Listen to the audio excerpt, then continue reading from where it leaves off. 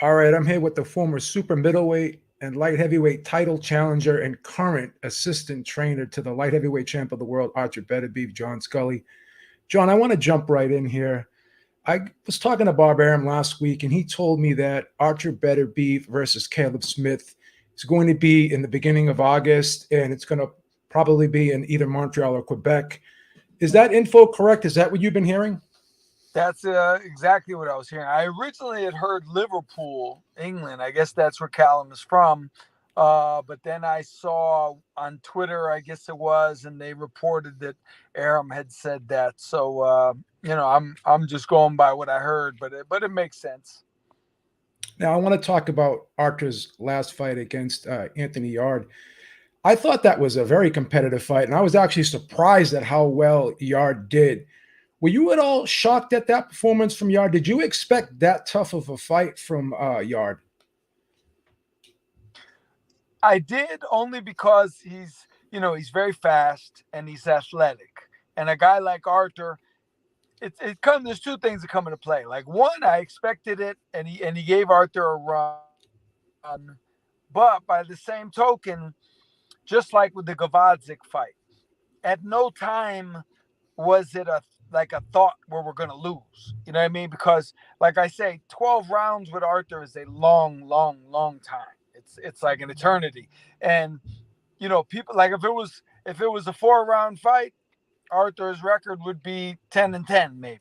You know what I mean? But when you're fighting professional and you have those rounds and you feel that pressure round after round after round, uh, it's just a different world in there. So I wasn't surprised that they gave him a run for his money, but I wasn't surprised that he caught up to them either.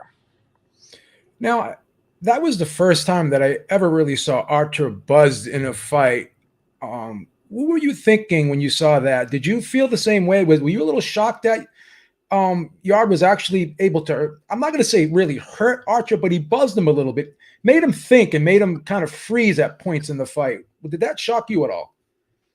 Not really. Like I say, he's a fast, sharp puncher, and anytime you get caught by a guy like that, you're not going to just walk through it, recklessly. You have to take your time. And one thing about Arthur, like I think a lot of people are figuring it out, but I think the perception of him in the beginning, up until a year or so ago, was that he was this destroyer, come forward, just walk through everything, destroyer. But people are starting to realize like he's very technical, he's scientific, he takes his time. He's going to get caught, and he's going to weather the storm, and he's going to figure it out. So I think his boxing skills are just now starting to be appreciated. Now, let's talk about Caleb Smith for a minute here. How do you think he measures up in terms of opponents? Do you anticipate this possibly being the most difficult fight for Archer up to date?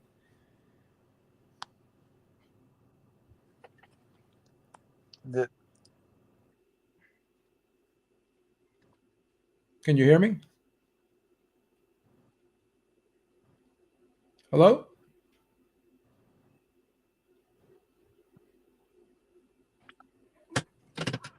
Can you hear me, John?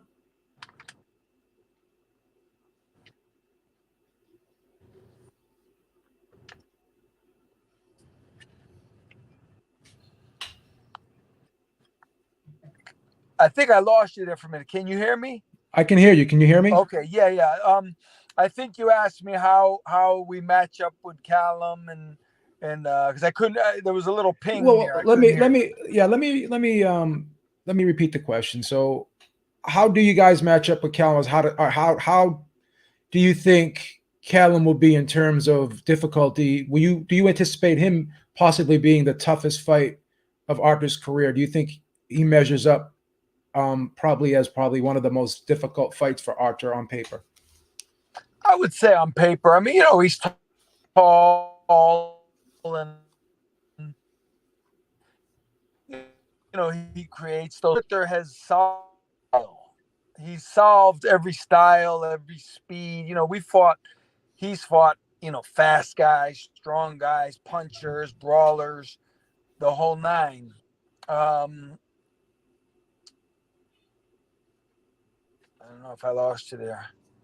I can still hear you, so I don't know if you can hear me.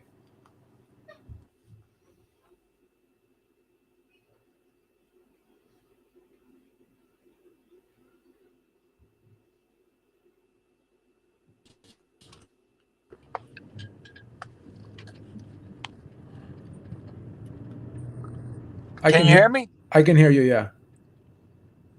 Can you hear me? Yes. I can hear you. Okay, yeah. I think I'm breaking in and out. Um, Listen, let's keep it going. But I'm going to be home in 1 minute, and I'm going to be home in 1 minute, and I'll be able to be right next to the Wi-Fi router. Yeah, don't So worry I about it. think we'll be fine once we do that. But can you hear me right now? I can, yeah. You're good. It's rough. Okay, so I think stylistically, like a lot of fights, I think Callum presents problems early. But I would think once he starts to get a little tired and Arthur starts working the inside and working the body, um, I think he's going to have a lot of problems with Arthur stylistically more than we're going to have with him. I want to go back a little bit to when you were training Chad Dawson and when Chad Dawson was fighting Bernard Hopkins in the second fight. And I remember, we were talking before that fight, and you said to me, one sentence you said to me was, "I can reach Chad." And to me, in that fight, it looked like you were able to reach Chad because at around that fifth round, I started to see him mentally waver a little bit, get a little frustrated, and you were able to instill that confidence and kind of steer the ship and keep the ship steady. And from there on out, he was able to win the fight clearly after that fifth round. Talk about how it was working with Chad, because Chad had that reputation of not always being like mentally stable, like his confidence would waver, and a lot of times it would have to be kind of instilled in him. Just describe Chad, training Chad, and describe that moment in the fight where he was kind of wavering off track a little bit, and what you had to do to Right. get him back on. Well, Chad always had that reputation. He would be very talented and he's letting his hands go. And then all of a sudden, whether he got too comfortable or whatever happened, he would kind of lose it and he would lull. And so I had that in mind. And one thing I do as a trainer, I try to reach the fighter on a personal level, on a way I say certain things to him that connect with him specifically.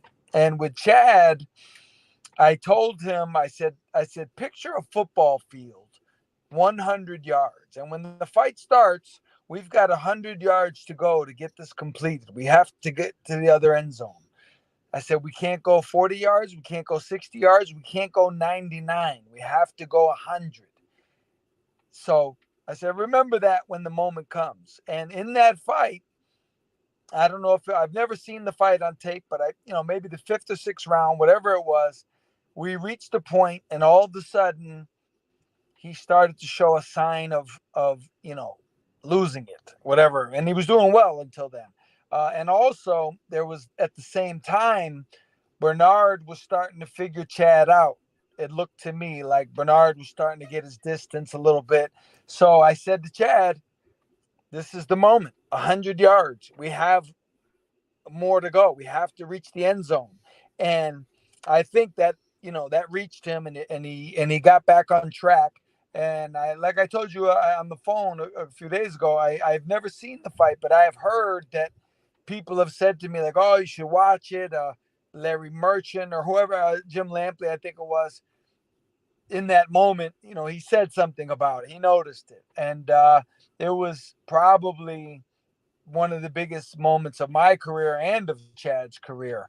And like I say, once he turned that corner, I thought he won the fight going away, the last 5 rounds. Now it's funny now because you seems to me, and correct me if I'm wrong, it's like you got the complete opposite in Artur Beterbiev. This guy's hard as nails. He's determined, always looks focused. He's poker faced in there.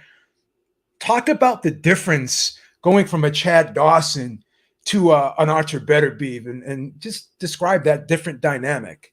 Well, it's almost like it's funny in a way. To me, it's funny, like when I think of Arthur, because I'll give you an example. When he fought Marcus Brown, and if you remember, he had the bad cut from the headbutt, and that was a bad cut. And as Yeah. soon as I saw it in the corner, I thought for sure they're going to stop this fight the next round. There's no way this fight goes past the next round. And Arthur, in the entire, we went like 6 more rounds till he stopped Marcus.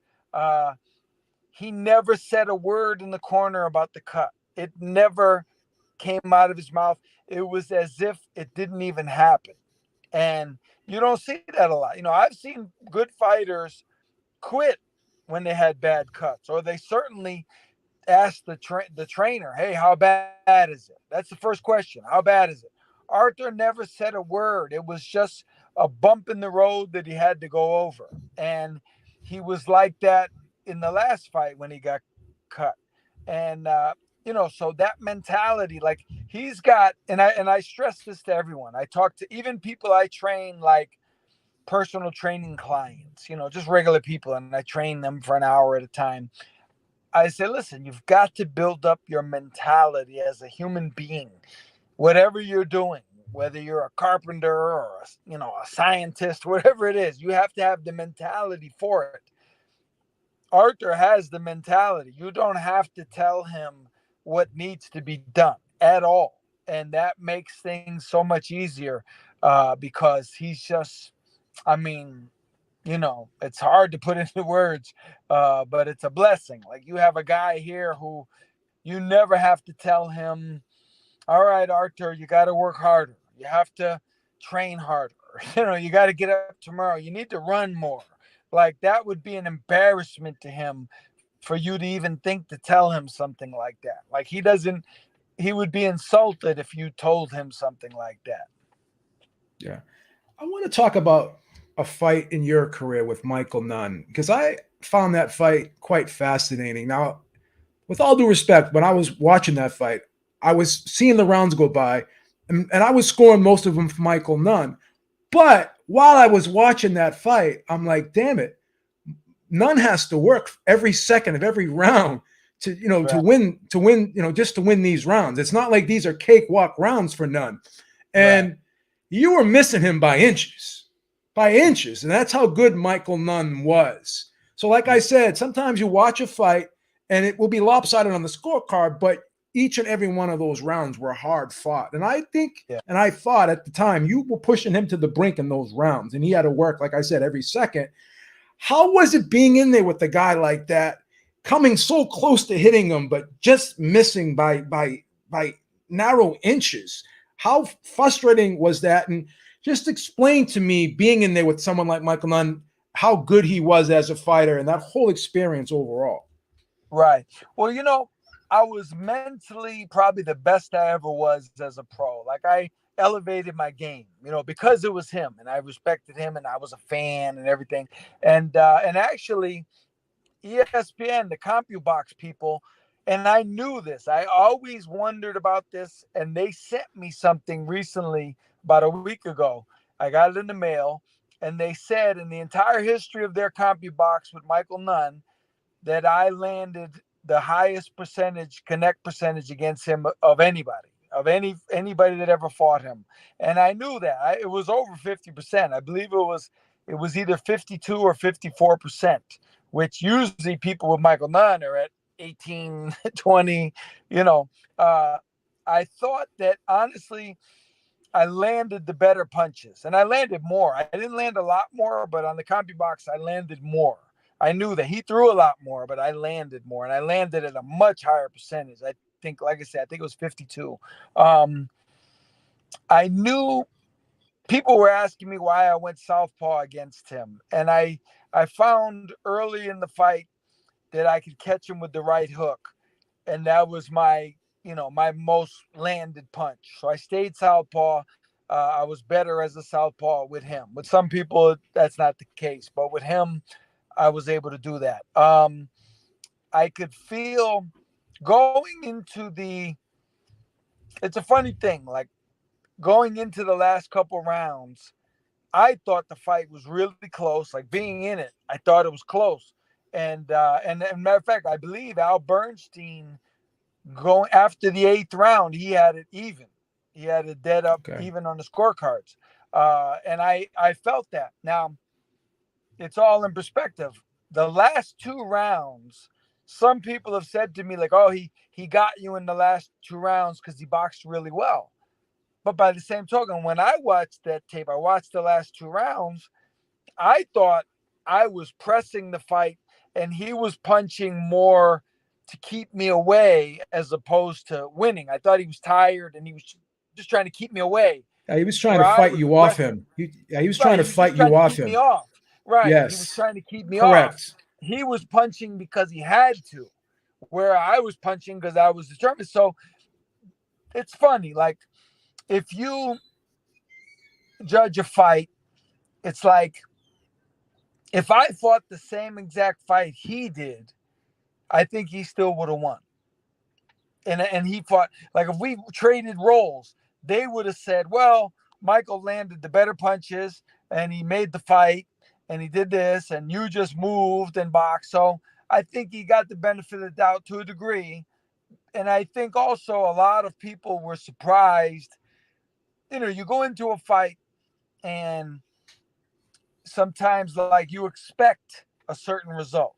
And when you don't get it, you're almost like you don't give the guy the credit because you think it's a fluke, maybe, And I thought I did better than the scorecards would have you believe. I would say So that, and I do know this much. At the time, Vinny Pazienza, he called me and he was like, "Man, it's kind of crazy. The scorecards were a little out of whack." And yeah. he asked me who the judges were, and I said one of the judges' names, and I remember Vinny said, "Oh, well, that explains it. That guy." And so he singled the one judge out, and he said, "Well, that I understand then why, because that guy, the way he judged it." But it honestly, it was an honor to fight Michael Nunn. I was I was wanting to win. I trained hard and everything, but I still was like, this is Michael Nunn. This is kind of cool. Like, I'm fighting Michael Nunn. And I'll tell you a funny thing. At one point, we were in a clinch and we were talking trash to each other. And he called me a mother effer because I said something to him. And I remember thinking to myself, man, Michael Nunn just called me a mother effer. I'm gonna remember this. This is cool, And so I have a funny mind. I think of things differently than some people. And in my mind, I thought it was funny. And right in the middle of the fight, I thought it was funny. And the other thing I remember is when he said that, we were in the clinch, and the gloves, the thumb is attached, but there's a little space there. And I reached under, and it's just totally random. Somehow I got his bottom lip caught in my finger and the thing, and I literally tried to rip his lip off, and I Oh was shit. pulling on it, and Oh, and he pulled his head away, and so there's a lot of crazy stuff that people don't realize that happened during the course of fights, and that was a couple of them from that fight. yeah. I scored it 8 rounds to 4 for him, but like I said, I thought you had your moments. Right. After the fight, did you think you actually won, or could you You see know, could you understand that he got the decision? Well, you weren't I like, wow, this was a robbery or anything like that, no, were no, you at the end? I could see, depending on the judges, I could see maybe a draw, maybe 7-5. But the thing is, when they said lopsided, you can Yeah, watch the fight. You can see me smile. I actually smiled because I said to myself, it was almost like I said, there you go. Like, there's boxing at work. Like, they're not going to give me any credit. They're not going to give me yeah, any respect, you know. yeah. And so it was kind of like I couldn't do anything but smile and laugh a little bit because that's the way the game is. And I think I fought a good fight. I surprised a lot of people. I surprised him. I know when I went in the dressing room after the fight, the first thing he said to me, he laughed and he came over and he said, "Man, I didn't think you'd hit that hard." and you caught me, and I didn't know you. I didn't realize you could fight so well in both stances because he thought I was going to fight right-handed, but like I say, I found that I could hit him with the hook, so I went southpaw more. But it's funny because all these years later, all the fights I had in my career, and I had good fights, and I beat some good guys and all that, and I boxed better in certain fights with Art Bayless and Alfonso Bailey. I was on my toes and I was slick and all that. But to this day, just like with you tonight, that's the fight people want to talk to me about. That's the fight people remember me is Michael Nunn. So being honest, like being remembered for giving Michael Nunn a very good fight is there's nothing shameful. I'm happy with No, that. it's a good fight. I could deal with that.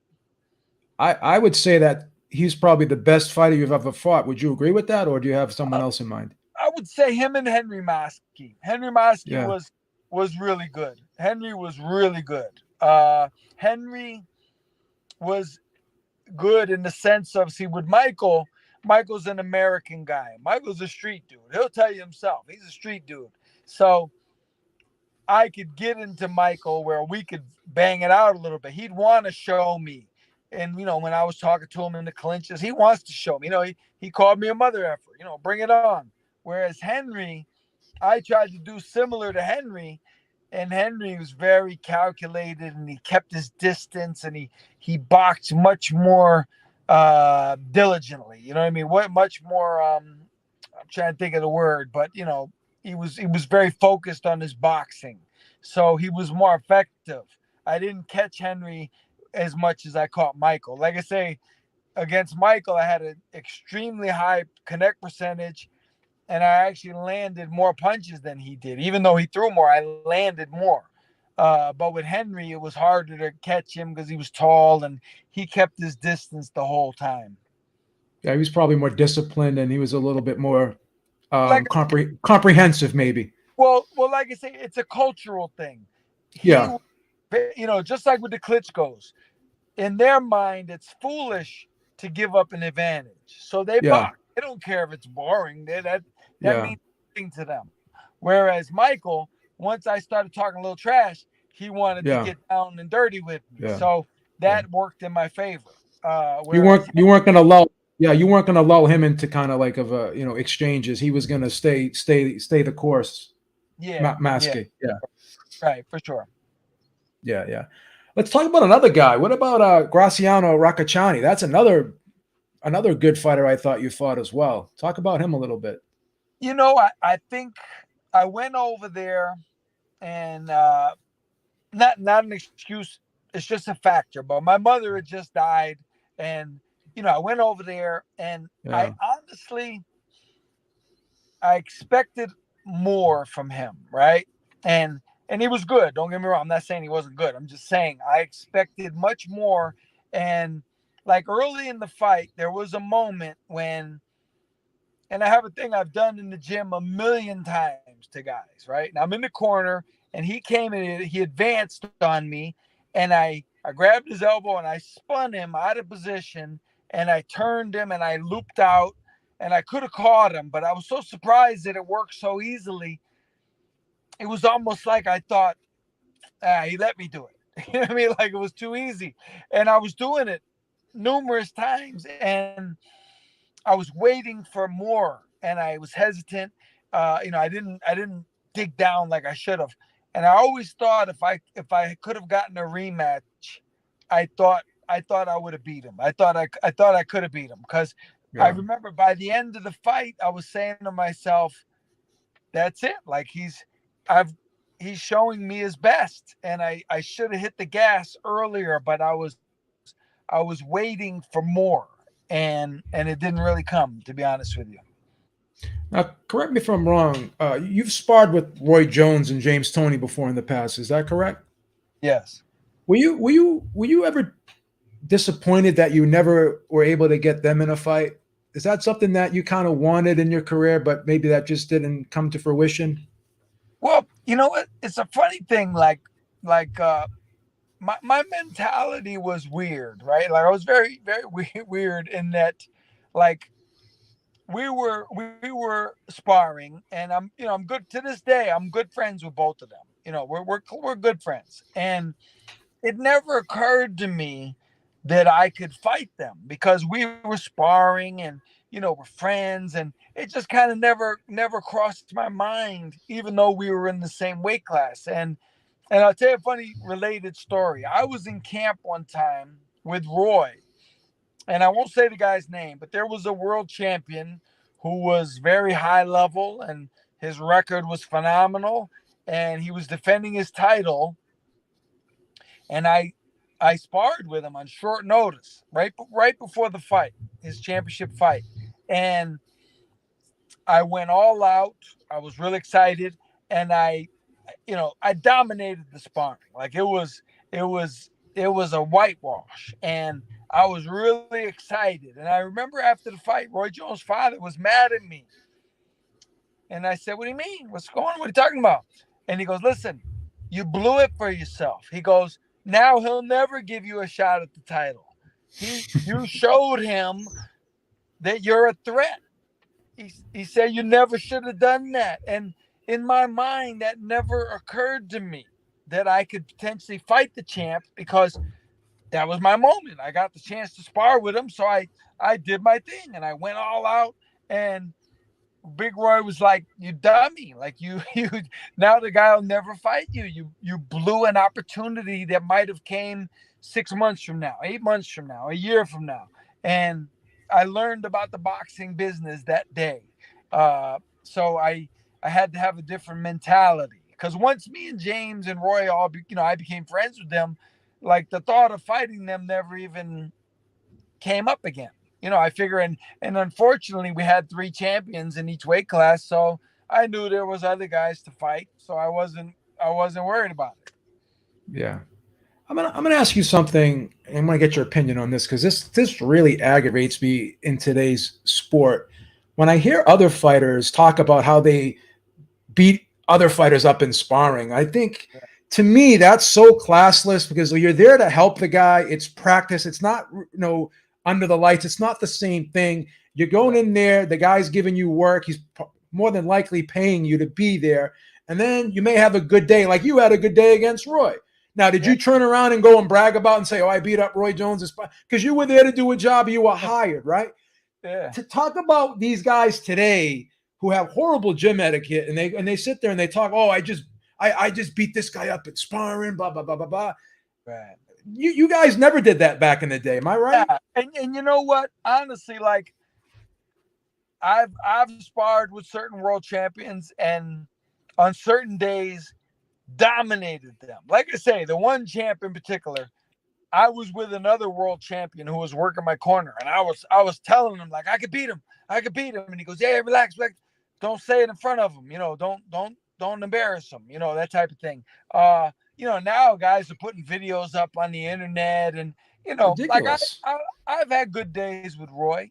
Believe it or not, people might not believe that. They see me fight Henry Mosky, and they go, I don't think that guy would have a good day with Roy Jones. But yeah, I had good days. But I understand that a fighter's training, and he's tired from running that morning, and he's dieting, and you have your day. That's why every sparring session is different. It's one thing to like if you're stopping a guy and just beating him up, well, I guess maybe that would happen in a real fight. But when you're sparring and it's touch and go, and it's good sparring, and then you have bad sparring, well, the fight is different. You're gonna have different. Like with Roy, I could have good days with him, but you get in the fight with him and he's wearing 10-ounce Clito Reyes. That's a little different situation. You're not going to take the punches as well, and you're going to get cut, and different things are going to happen that wouldn't happen in sparring. So I've never, even after a good day with Roy, it never entered my mind like, yeah, I could beat this guy.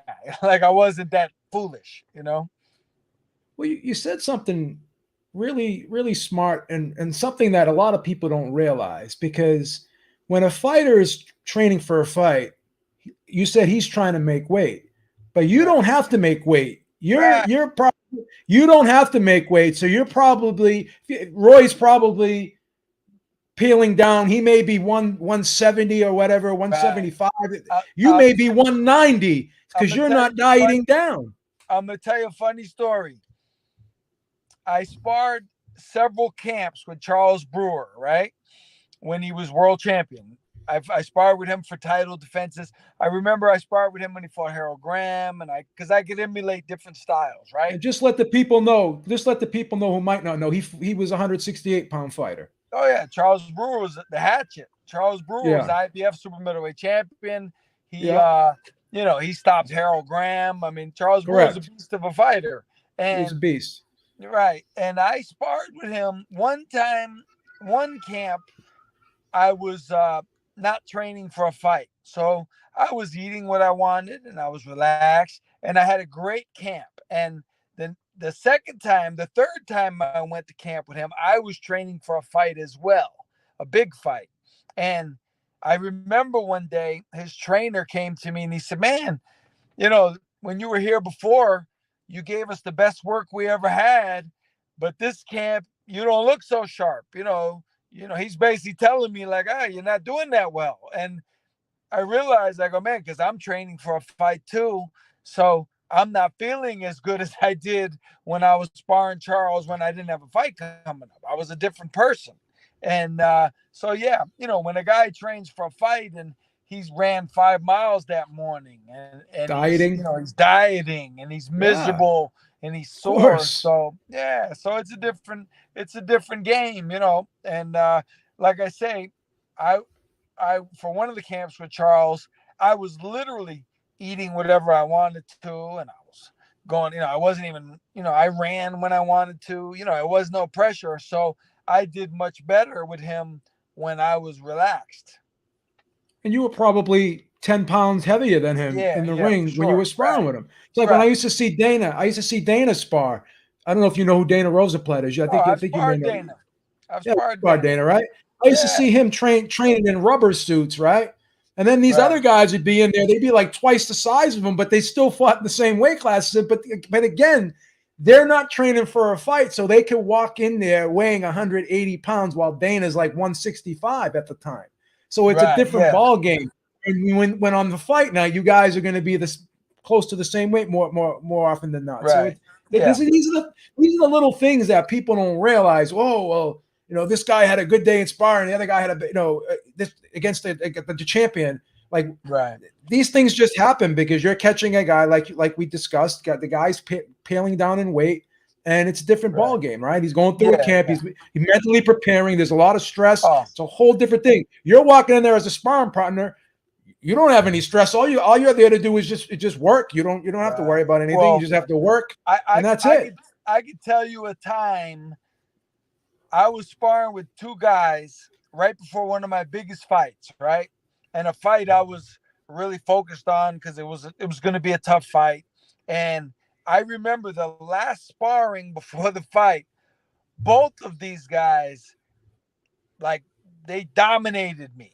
One guy really outboxed me and the other one mauled me and really was rough on me because I was depleted and I was, and but luckily I didn't let it affect my confidence because I knew it was just sparring and I knew what we're talking about. I'm training. And then I went and sparred the bigger kid that mauled me. I sparred him a few weeks after the fight and I knocked him out in sparring uh, because I was mad because they were telling people how they had beat me up and done all. And I said, man, but you did that when I was a week away from my fight. I was tired, and they didn't realize that. So they found out the hard way exactly what you just explained. Yeah, exactly. Yeah, How for much how sure. much did you have to how much did you have to lose to make 168? What were you walking around at that time? Man, it was. I mean, I fought at 68 and 75, and I remember I remember a couple fights at 175. I'll give you an example. When I fought Drake Dadsey, worst fight of my life, The Gravedigger. the Gravedigger. I fought him the day before the weigh-in, and I was skinny. I was so skinny. That's matter of fact, that's when I was sparring with Charles Brewer, and his trainer said to me, "Man, you look so good last time. What's the matter with you?" It was during that training camp, and I was so beat down. And I got on the scale the day before the weigh-in. I'm already losing weight. I got on the scale the day before the weigh-in. I'm supposed to weigh 175 the next day for the weigh-in. I weighed 183 and a half. And I freaked out at my scale in the gym. I slammed it down. I almost broke it. I slammed it. I told my trainer, I thought he did it wrong. I said, weigh me right. He goes, hey, it says 183 and a half. What do you want me to do? That's what it says. So that night I had to lose 8.5, and I actually lost a pound too much. I lost 9.5 pounds after I had already depleted myself. So that's like another indication. When if I would have sparred anybody that week, I wouldn't have looked so hot. You know what I mean? As opposed to if I sparred them a month later when I was regrouped. Gotcha. Now let's shift it back to Artur, because we talked about this a couple of days ago as well, with the WBC saying that if Artur were to fight Dmitry Bivol, how they wouldn't sanction the fight for Dmitry Bivol, him being a Russian fighter. And obviously, Artur's a Russian fighter, but I guess they're saying because he's lived in Montreal for 15 years, it's a different story. How does Artur feel about that whole situation? Because again, I think we're both in agreement here that sports and politics should be separate. But just explain. I don't know if you've talked to Artur about it or if Artur has expressed his thoughts about it, but just talk about that whole situation with the WBC and the Russian fighters. I mean, I've never really discussed it with Artur, politics. I do know, as I told you the other day, when he was going to fight Fenlong in China, and I didn't even know about it at the time, he said he's not going to fight him in China because the way the Chinese people treat Muslims, which I had no idea. The media doesn't report it. It's nothing to them. And then when I looked into it, the Chinese people are very horrific with Muslims. So Artur wasn't going to go. But in the WBC case, they're trying to, I guess, say because Artur and Bivol are Russian descent, that they shouldn't be sanctioned to fight each other. But I mean, Artur hasn't lived in Russia, in Chechnya. It's not even Russia. It's Chechnya where he's from. He hasn't been there in 15 years, and Bivol, I think he lives in California. He lives in Los Angeles.